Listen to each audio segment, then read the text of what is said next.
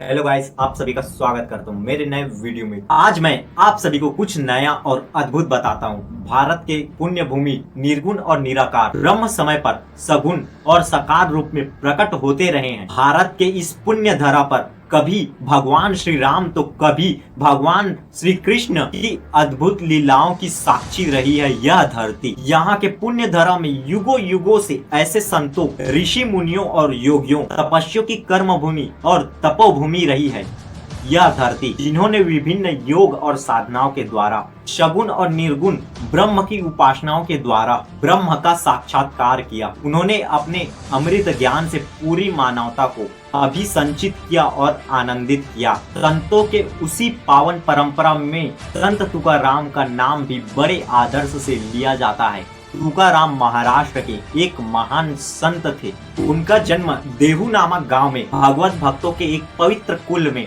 सन 1608 में हुआ था। उनके माता का नाम कनकाबाई और उनके पिता का नाम बोलोजी था। तुकाराम बचपन से ही वैराग्य की भावना बलवती थी। माता पिता तथा बड़े भाई की मृत्यु के बाद इनके दुख की कोई सीमा न रही। वही आर्थिक तंगी चरम सीमा पर थी, पर उनके भाव में ही उदारता देखते ही बनती थी। वे एक बार खेत से गन्ने लेकर आ रहे थे। उन्हें गन्ने ले जाते देखकर कुछ बच्चे गन्नों के लिए उनके पीछे पड़ गए थे। वे प्रसन्नता पूर्वक बच्चों को गन्ने देते गए। अंत में सिर्फ एक गन्ना बचा, जिसे लेकर वे घर आए। उसके हाथ में एक गन्ना देखकर उनकी भूखी पत्नी को बड़ा क्रोध आया। उसने क्रोध में आकर तुकाराम को गन्ने से दे मारा। उस एक गन्ने के 2 टुकड़े हो गए। इस पर क्रोध करने के बजाय वह हंस पड़े और बोले, तुम बहुत साध्वी हो, तुमने बिना कहे गन्ने के 2 टुकड़े कर दिए। लो, एक तुम्हारा हुआ और एक मेरा हुआ। एक बार उनकी पत्नी जीजाई ने बाजार से कुछ खरीद लाने के लिए उन्हें कुछ रुपए दिए, परंतु ज्यों ही वो बाहर निकले कि रास्ते में उन्हें एक दुखियार मिली। उसे देखते ही उन्हें दया आ गई और उन्हें सभी रुपए उन्हें सौंप दिए। उसी बीच वहां एक भयंकर अकाल पड़ा।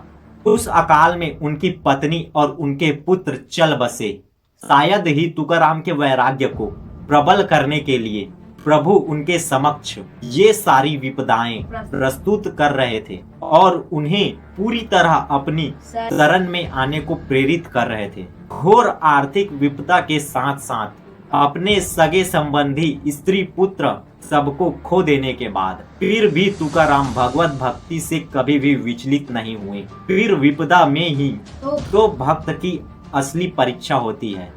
उन सभी विपदाओं को प्रभु भगवान की इच्छा मानकर, अपना प्रारब्ध मानकर वे सभी कष्टों को सहते हुए विचलित न हुए। हे प्रभु, आपकी जैसी इच्छा, हे प्रभु, आपकी इच्छा पूर्ण हो, ऐसा कहते हुए वे सारे विपदाओं को, कष्टों और विपदाओं, आस्तिक और सभी बंधनों से पार होते रहे। ऐसी स्थिति में भी ईश्वर के मार्ग पर, उस लक्ष्य पर चलते रहना भगवत भक्तों की पहचान है। वह सदैव अपनी इच्छा को नहीं, प्रभु की इच्छा को ही सर्वोपरि मानता है। प्रभु की इच्छा को ही सर्वव्यापी मानता है। वह यह मानता है कि ईश्वर सर्वव्यापी है, न्यायकारी है। अस्तु, ईश्वर जो भी करता है उसमें ही भक्त का भला, भक्त का हित, भक्त का कल्याण निहित है। तो संत तुकाराम अपने जीवन में आए विपदाओं के दावनल से वैराग्य कंचन होकर ही निकले। अब ये योगक्षेम सारा भार भगवान के भरोसे छोड़कर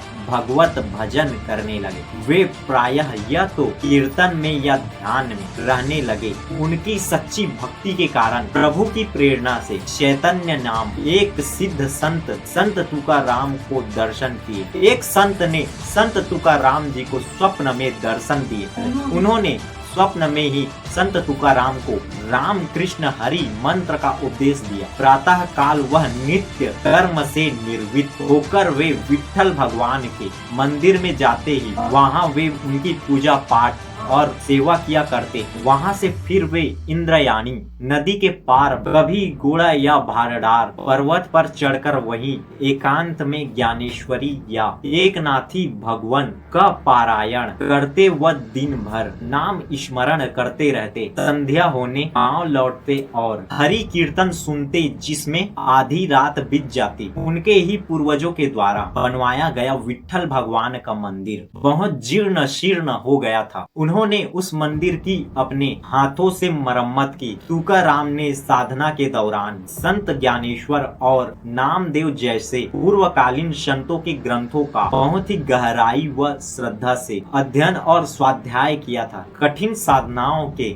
उपरांत अंततः तुकाराम की चित्तवृत्ति भगवान के शरण व ध्यान में लीन होने लगी। उनका चित्त निर्मल हो गया। जब साधक का चित्त निर्मल हो जाता है तब उस पर भगवान का अनुदान और वरदान बरसना भी शुरू हो जाता है। भगवान भी उसे अपना यंत्र करण बना लेते हैं, उसे भगवत भक्त कार्य अपने लगते हैं। तुकाराम ने भी अब भगवान के यंत्र उपकरण बनने की प्राप्त कर ली थी। भगवत कृपा से कीर्तन करते समय उनके मुख से अभंग वाणी, ईश्वर की वाणी प्रस्फुटित होने लगी। उनके मुख से काव्य रूप में प्रस्फुटित ईश्वरीय ज्ञान को सुनकर बड़े बड़े विद्वान उस साधु संत उनके चरणों में नतमस्तक होने लगे। उनकी प्रसिद्धि देखकर कई विद्वान पंडित उनसे ईर्ष्या भी करने लगे। उसी में से एक थे पंडित रामेश्वर भट्ट। तुकाराम जैसे इतर जाति के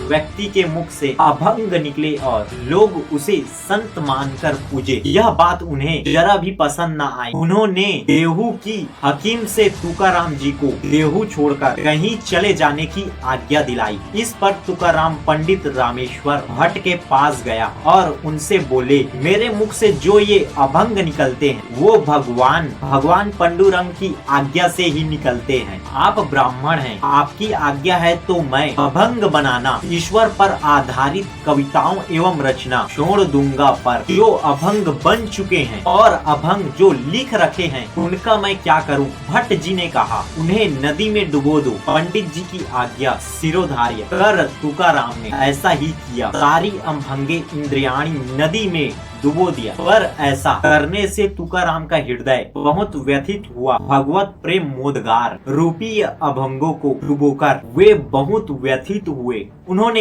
अन्न जल का त्याग कर दिया। वे विट्ठल भगवान के मंदिर के सामने एक शिला पर बैठ गए, इस प्रण के साथ या तो भगवान मिलेंगे या तो इस जीवन का अंत होगा। इस प्रकार कठोर प्रण के साथ भक्त तुकाराम श्री पांडुरंग श्री विट्ठल भगवान के साक्षात दर्शन की लालसा लिए एक शिला पर बैठ गए। वे बिना खाए पिए वह 13 दिनों और 13 रात वहीं पड़े रहे। अंततः तुकाराम की सच्ची भक्ति को देखकर भक्त वत्सल भगवान निर्गुण निराकार ब्रह्म सगुण साकार रूप में प्रकट हुए। तुकाराम के हृदय में वे पूर्ण से ही विराज रहे थे। अब वे बाल वेश धारण कर तुकाराम के समक्ष प्रकट हो गए। तुकाराम भगवान के चरणों में गिर पड़े। भगवान ने उन्हें दोनों हाथों से उठाकर छाती से लगा लिया। तत्पश्चात भगवान ने कहा, मैंने तुम्हारे अभंगों की बहियों को नदी की धारा में सुरक्षित रखा था, आज उन्हें तुम्हारे भक्तों को दे आया। यह कहकर भगवान फिर प्रभु के साक्षात्कार के बाद तुकाराम का शरीर 15 वर्षों तक इस लोक पर रहा। वे जब तक रहे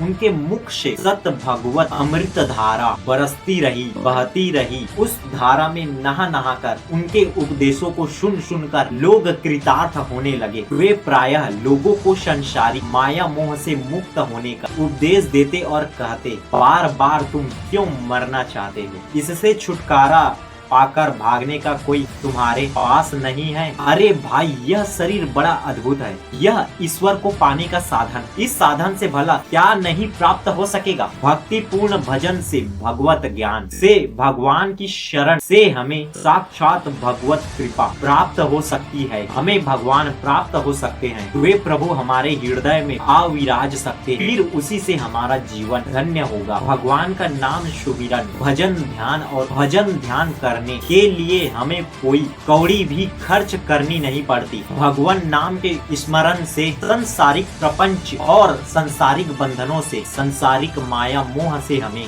मुक्ति मिल सकती है। महत्वपूर्ण यही है कि हमें सच्चे मन से भगवान नाम का स्मरण और भजन ध्यान किया करके एक दिन भगवान की कृपा आप पर भी होगी, जैसे मुझ दिन पर भी भगवान ने कृपा की। संत तुकाराम द्वारा दिखाया गया भगवत प्राप्ति व माया से मुक्ति का मार्ग हम सबके लिए भी सुलभ है। हम भी इस मार्ग पर चलकर भगवत कृपा प्राप्त कर सकते हैं। हम स्वयं को माया मोह व प्रपंचों से मुक्त कर सकते हैं। धन्य है संत तुकाराम, जिसे मुझे उन्हें जानने का मौका मिला और आप सभी तक पहुंचाने का अवसर प्राप्त हुआ। आप सभी का दिन शुभ हो। राधे राधे।